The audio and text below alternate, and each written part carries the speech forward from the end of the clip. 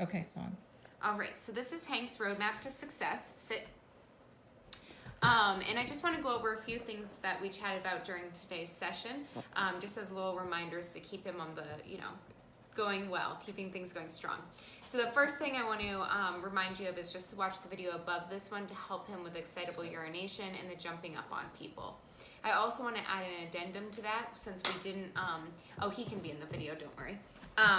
So we can just kind of help when people come over, he'll be more excited than when it's just you guys. When it's just you two coming home or letting him out of his kennel, I don't think any need to use the leash, but since we didn't mention this in the other video, if you have people coming over, go ahead and put a leash on him. You can either put a leash on him and then put him in his kennel, but I wouldn't recommend it because he might chew on it.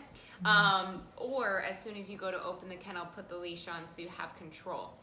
Again, what you want to be using the treats primarily to ask him to sit and all that good stuff, but the leash is there as a secondary protection so he doesn't take off on you. If he is getting excitable and jumping up too much, take less steps and just slow the process down. So ask him to sit and then take maybe one step, say sit again. In the beginning, this is going to take time and patience. Overall, everything is going to take time and patience and consistency.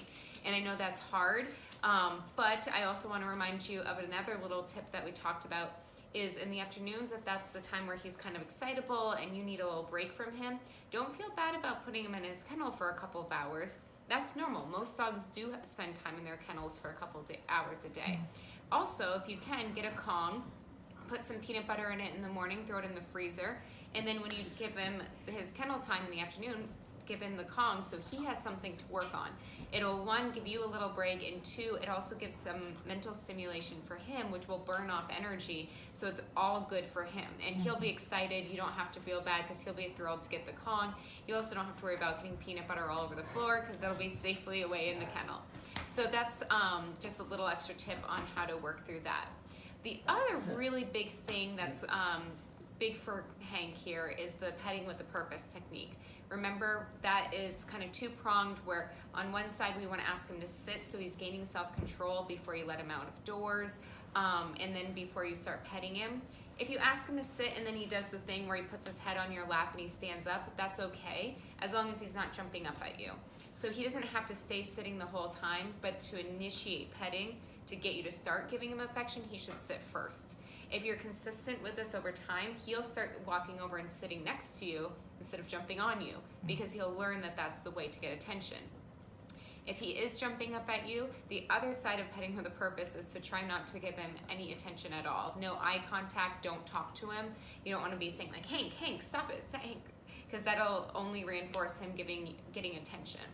If he just won't stop and he's jumped at you, just walk away, leave the room, and teach him that if he jumps at you, you leave. That's actually the worst punishment for a dog, is not like actually scolding them, it's actually removing yourself because then they're alone, and dogs don't like to be alone. So that's actually the best way to teach him to stop jumping, and then wait for him to be calm outside the door, open the door, and then go from there. And then the last thing I want to just mention is what we chatted about with having him get up in the car. Stay there with the video.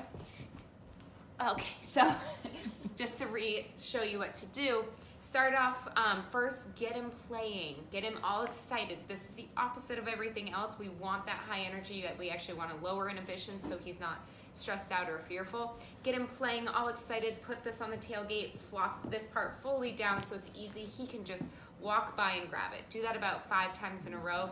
Get him playing in between each time. So play, put it up. Play, put it up. Okay, keep doing that.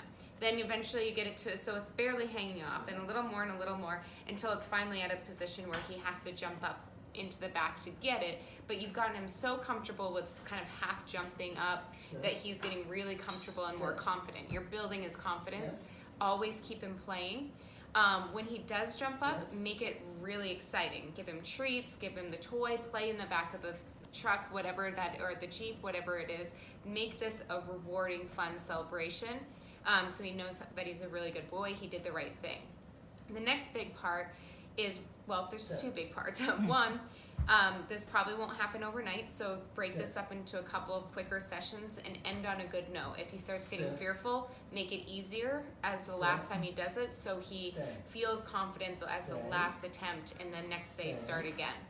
The other thing is to make he has to sit before going outside. So the other thing is to make this fun. So just because he gets up into the back of the Jeep doesn't mean that you then quickly close the doors. Actually get him back out of it and then have him do it again and again. You want this to be a game, so when you say, okay, let's go, he's now like running up, jumping in the back of the gate or the back of the Jeep, and he thinks this is a fun game instead of something that he's nervous about or is a chore. So those are the tips on how to get him to do that, so you can start bringing him out and getting energy needs met by playing with other dogs and going to daycare and things like that. And then last, I want to remind you that everything you do trains your dog, only sometimes you mean it. Okay.